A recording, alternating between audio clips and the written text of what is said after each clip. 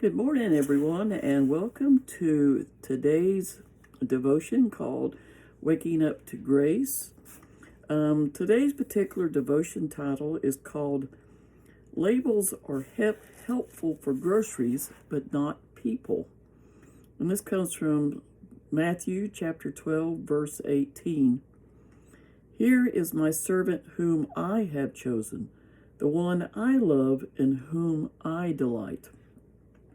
Now, when a trial lawyer is picking a jury, there's not a lot of information to go by. They look at how people dress, the inflection of their voices, the look on their faces, how they sit in the chair. I actually had a 4-month course in this at Western Carolina University. It's called Paralinguistics. And what they do is police officers will use your body language to reveal to them if you're telling the truth about something. Or, in this case, if you would be a good candidate to serve on a jury duty. So, all of this is used to size people up so they can try to figure you out and put a label on you. We all do the same. Have you ever taken a sip of a drink expecting it to be one flavor, but it turns out to be something else? Now, if you're a die-hard fan like myself with Coca-Cola and you're given a Pepsi, you know that there is something wrong, okay? And you know what I'm talking about.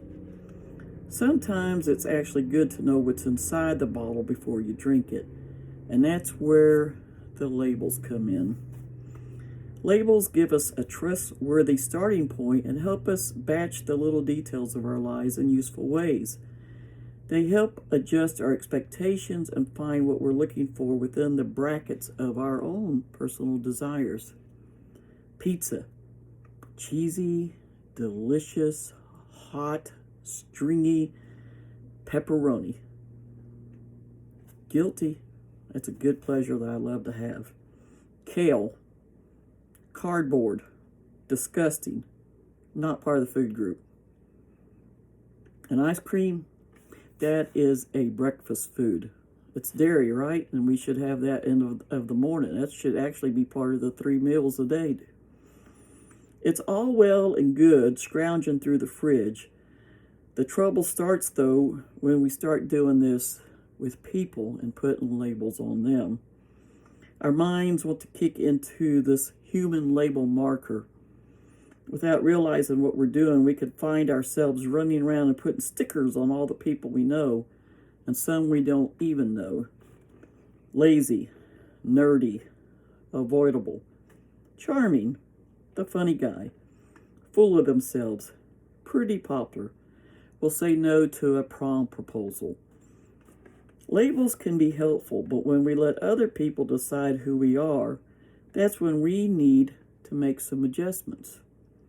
We can't be poured into this convenient identity container or into a mold.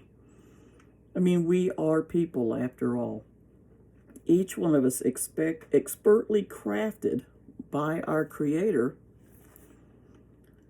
who uniquely displays all the aspects of what He has poured into us with His immeasurable love.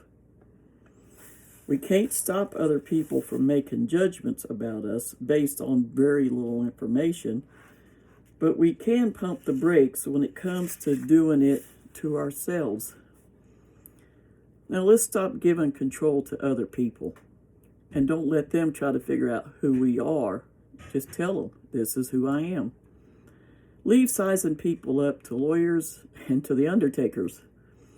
Don't let other people decide that maybe you are proud or conceited. Instead, one of the best ways is actually to start ripping off those stickers that we have placed on other people and not go by the labels that they think that we are. So the question I have for you today and challenge you is, whose voice is loudest when it comes to telling you who you are? Is it someone outside? Is it God? Is it someone within your family or friend? What's different between their voice and God's voice? So I want y'all to remember, one label that we can live by is that you are God's child and you are loved. And I want to say thank you for joining us today, and go in peace. Bye-bye.